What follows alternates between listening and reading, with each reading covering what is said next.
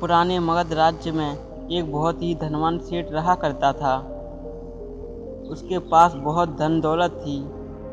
एक दिन उसने हिसाब लगाया तो पाया कि उसके पास जितनी भी दौलत है यह तो केवल उसके बच्चों तक के लिए ही पर्याप्त होगी।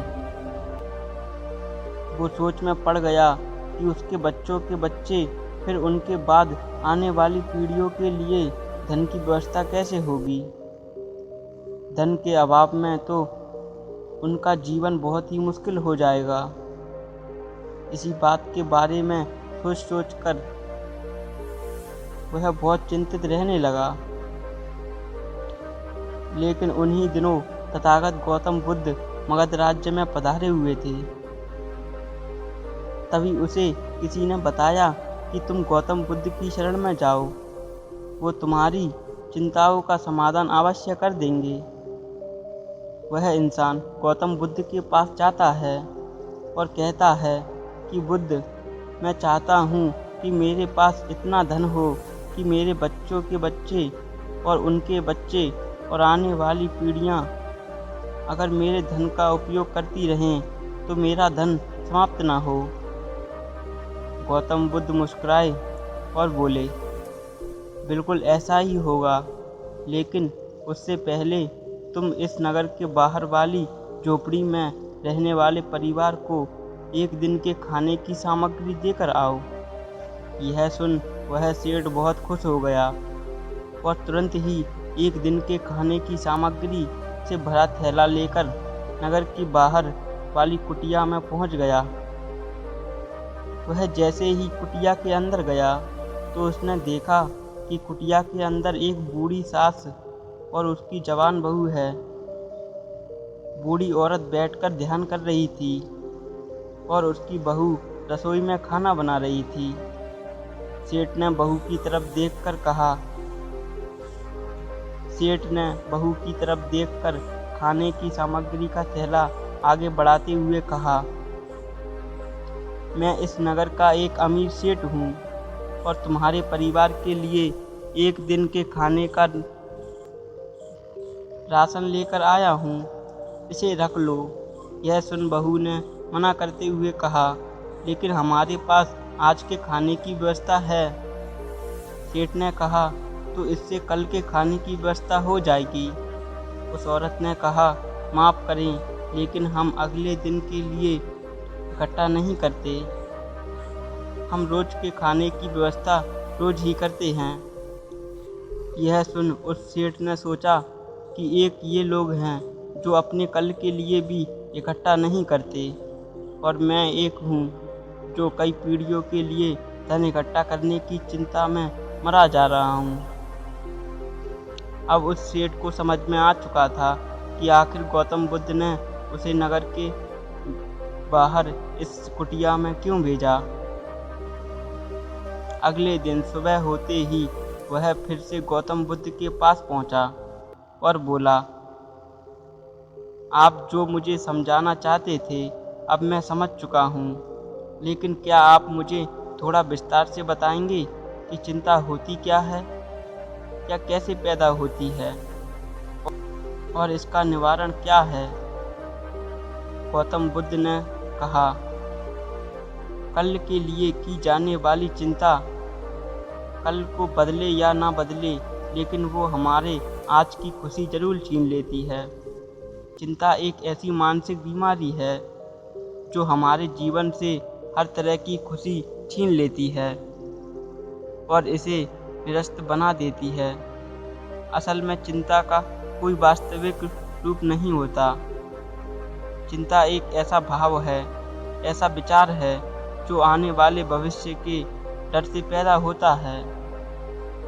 जिन चीज़ों के ऊपर हमारा कोई नियंत्रण नहीं, जिनके लिए हम कुछ भी नहीं कर सकते, उन चीज़ों के बारे में बार बार सोचना ही तो चिंता है। गौतम बुद्ध ने आगे कहा, जरा एक बार गहराई से सोच कर देखो कि जिन चीज़ों में तुम्हारा बिल्कुल भी नियंत्रण नहीं, जिन्हें तुम चाहकर भी नहीं बदल सकते, अगर उन चीज़ों के बारे में तुम पूरा दिन ना भी सोचो तो क्या बिगड़ जाएगा। यह सुन उस इंसान ने कहा, बुद्ध, तो क्या आपके कहने का अर्थ यह है कि हम किसी भी चीज़ या घटना के बारे में सोचना ही छोड़ दें? बुद्ध ने कहा, जीवन में जो भी समस्या आई है या फिर आने वाली है, उसके बारे में विचार करके उसका समाधान निकालना, यह तो हमारी बुद्धि का धर्म है। लेकिन उसी समस्या के बारे में निरंतर लगातार बार बार सोचना, यह एक मानसिक बीमारी है।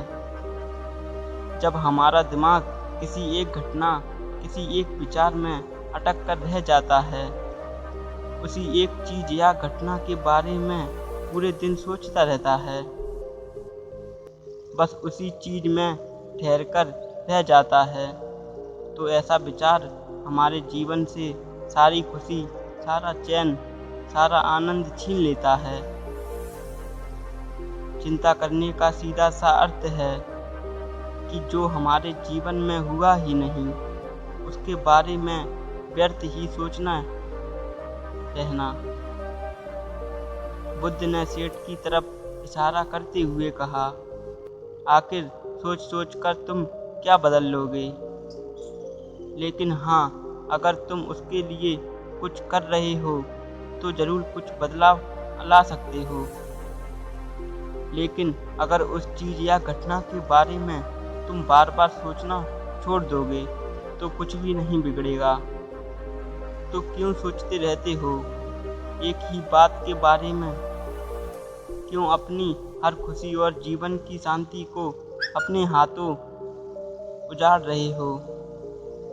लोग भविष्य की जिन घटनाओं के बारे में सोच कर परेशान होते रहते हैं, उनमें से ज़्यादातर घटनाएं तो उनके जीवन में कभी घटती ही नहीं।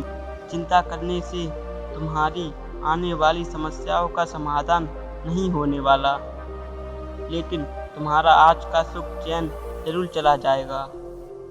तुम एक बात का अनुभव करना कि चिंता से भरा एक घंटा तुम्हें पूरे दिन की मेहनत से भी ज़्यादा थका देगा। असल में जब कोई अपनी घटना वास्तविक जीवन में घट जाती है तो वो हमें उतना दुख नहीं देती जितना हमने उसके बारे में मन में सोच कर खुद को दुख किया है। सेठ ने गौतम बुद्ध से पूछा, तथा अगर तो फिर आपके अनुसार जीवन जीने का सही तरीका क्या है? बुद्ध ने कहा, बीते हुए कल का दूसरा नाम है पश्चाताप, उदासी, और भविष्य का दूसरा नाम है संघर्ष। अगर आज हमारे मन में कोई इच्छा है और वो पूरी नहीं होती, भविष्य की योजनाएं बनाने लग जाता है, भविष्य में सारी इच्छाएं पूरी होंगी ऐसा सोचने लगता है। लेकिन जीवन ना तो भविष्य में है और ना ही अतीत में। जीवन तो इस पल का नाम है, अर्थात इस पल का अनुभव ही जीवन का अनुभव है। और हम यह सब जानते हुए भी इस सत्य से अनजान बने रहते हैं। या तो हम बीते हुए समय की यादों में खोए रहते हैं या आने वाले समय की। दोस्तों, अगर आपको ऐसी वीडियो पसंद आती हैं तो हमारे चैनल को सब्सक्राइब जरूर करें। इससे हमें और अच्छी वीडियो बनाने के लिए मोटिवेशन मिलता है।